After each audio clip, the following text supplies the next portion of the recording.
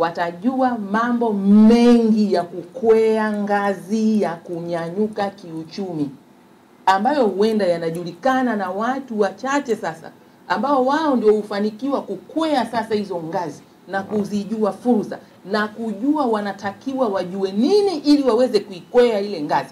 Sasa tunataka kila mtu ajue, na itakuwa rahisi kujua kwa sababu kuna kamati ya taifa inayoratibu masuala ya elimu na hamasa, maana kwamba wadau wote wengine wenye ajenda ya kuendeleza wanawake basi wataratibiwa na kujulikana wako wapi, nguvu itaongezeka tuweze kufika kule chini. Ndio maana tunamuona hapa rais wa mabenki haya yote nchini yuko hapa kwa sababu na wao ni walengwa, lakini ni walengwa kwa sababu wao mabenki yao yakijulikana na fursa zao zikijulikana kupitia majukwaa haya, ndivyo hivyo watu watakata shauri ya kuwa wanachama wa mabenki mbalimbali kulingana na story mbalimbali walizozipata kutoka kwenye mabenki haya.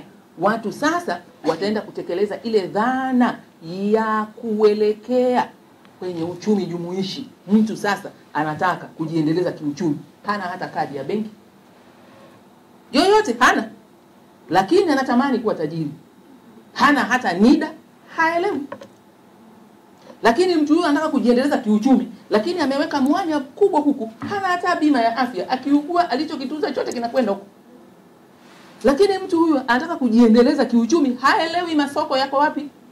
Lakini mtu huyu anataka kujiendeleza kiuchumi, ana bidhaa zake hazina hata msimbo mlie, inaitwa barcode. Ndio maana tukamchukua Fatuma Kange, yuko hapa, CEO wa GS1, kampuni inayofanya masuala ya kuwaeleza na kuwaelimisha wajasiriamali bidhaa zao waziwekee msimbo mlia ili nikutane nazo supermarket. Hasa huyu mwenye hela zake anaenda zake supermarket kununua hivyo vitu. Wewe kwenye supermarket bidhaa yako haipo, ni kwa sababu huelewi, zitanunuliwa za wale wanaoelewa.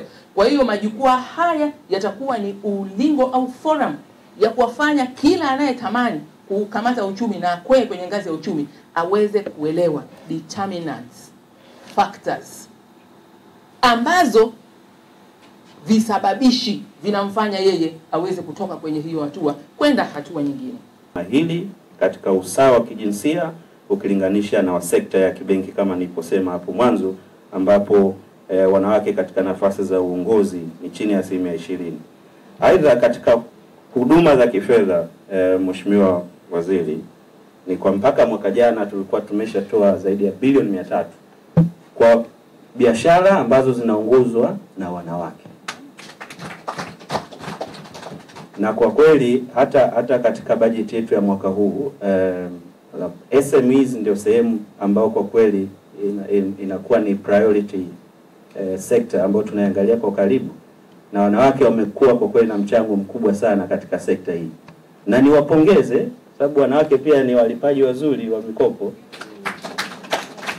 Kwa hiyo tukiangalia benki yetu, ukiangalia kwa ujumla wake mikopo chechefu ni 3.6 kwa ujumla wake, ambao ni nzuri. Tuko ndani ya chini ya kiwango cha juu kilichowekwa na benki kuu. Lakini ukiangalia tu hii portfolio ya biashara zinazoongozwa na wanawake, mikopo chechefu ni 1.5.